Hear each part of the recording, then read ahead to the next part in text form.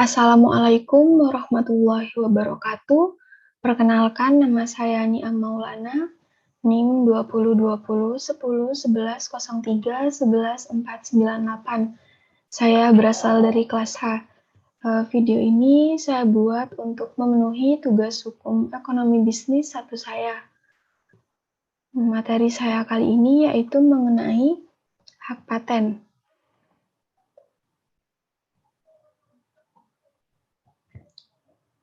Hak paten di sini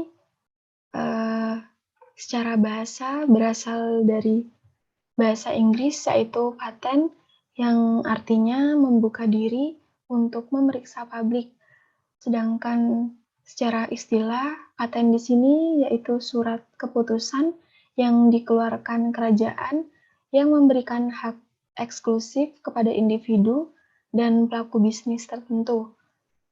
Sedangkan menurut Undang-Undang Nomor 14 Tahun 2001, paten di sini adalah hak eksklusif yang diberikan oleh negara kepada inventor atas hasil invensinya di bidang teknologi yang untuk selama waktu tertentu melaksanakan sendiri invensinya tersebut atau memberikan persetujuan kepada pihak lain untuk melaksanakannya.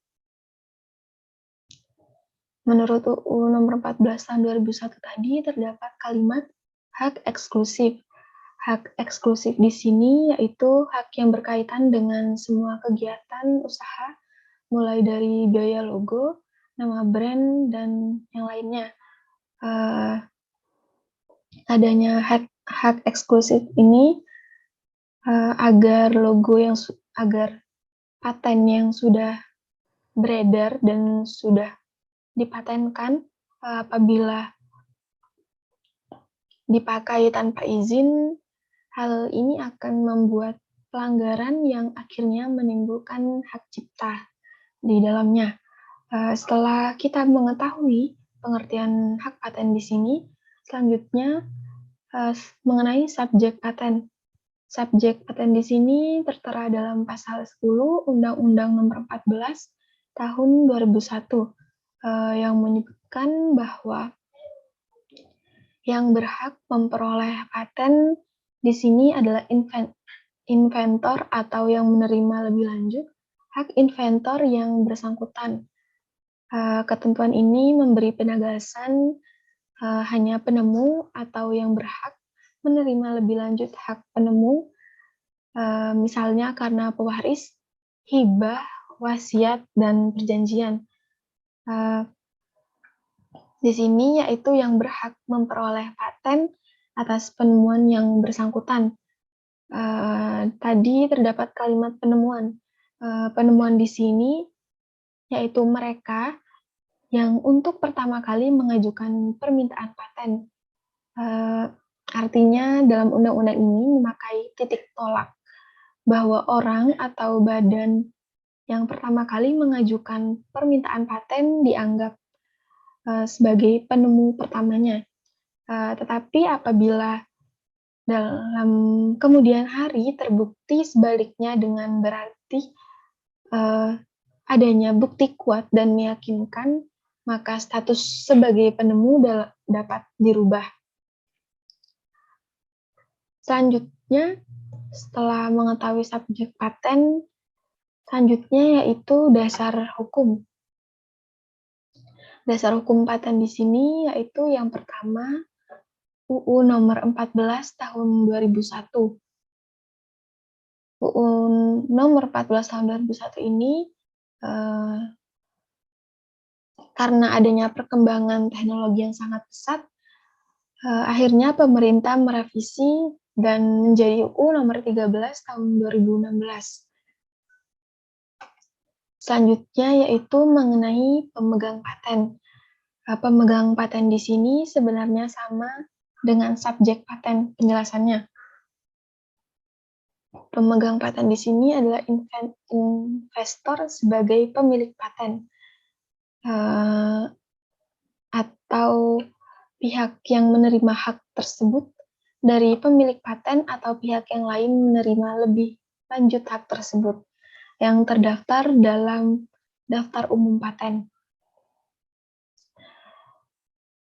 Setelah mengetahui subjek paten, dasar hukum paten, dan pemegang paten, selanjutnya yaitu jenis-jenis hak paten. Jenis-jenis hak paten di sini saya bagi menjadi dua. Yang pertama paten, yang kedua paten sederhana. Paten di sini invensi dapat diberikan apabila invensi tersebut adalah invensi yang baru, mengandung langkah inventif dan dapat diterapkan dalam industri. Sedangkan paten sederhana di sini, invensi atas paten sederhana tidak perlu mengandung langkah inventif, namun perlu dengan pengembangan dari produk atau proses yang sudah ada. Selanjutnya yaitu kegunaan paten. Kegunaan paten di sini yang pertama, mendorong riset dalam pengembangan secara efisien, yang artinya agar dapat mendorong berbagai pengusaha yang menyediakan anggaran besar untuk peneliti, riset, dan pengembangan suatu produk yang mereka miliki. Yang kedua, alat kaum kapitalis. Alat kaum kapitalis di sini yang memanfaatkan posisi dominannya karena mereka dapat membayar untuk memanfaatkan suatu penemuan. Yang ketiga, alat penghargaan. Alat penghargaan di sini agar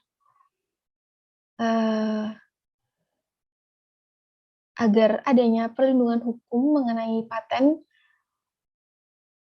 tersebut, agar orang yang berbakat dalam pembuatan karya ini dapat merasakan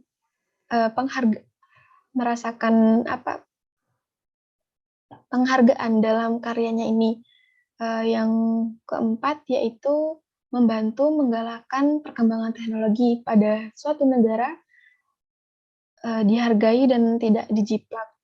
Yang kelima yaitu membantu menciptakan suasana yang kondusif bagi timbulnya industri lokal. Yang keenam yaitu membantu perkembangan teknologi dan ekonomi dengan fasilitas lisensi. Selanjutnya yaitu proses pendaftaran. Proses pendaftaran di sini yang pertama pengecekan. Pengecekan di sini gunanya untuk memastikan bahwa belum pernah ada publikasi terkait dengan karya sebelumnya mengenai invensi yang akan dipatenkan,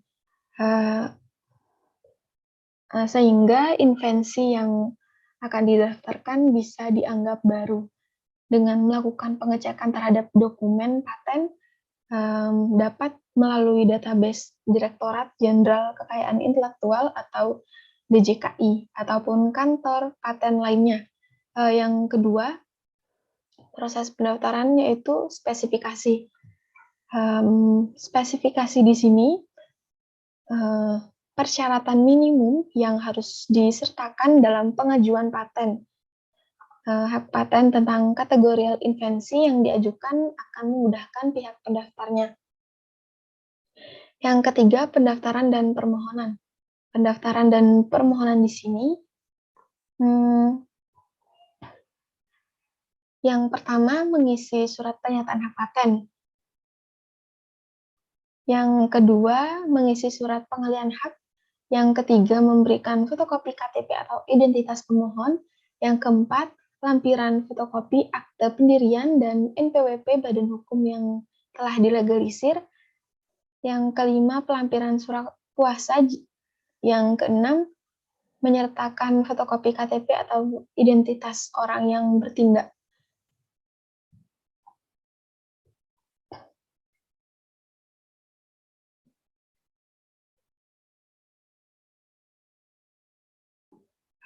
Setelah kita membahas mengenai pengertian paten, subjek paten, dan dasar hukum, Selanjutnya pemegang paten, jenis-jenis hak paten, kegunaan paten, dan proses pendaftaran. Yang dapat saya simpulkan,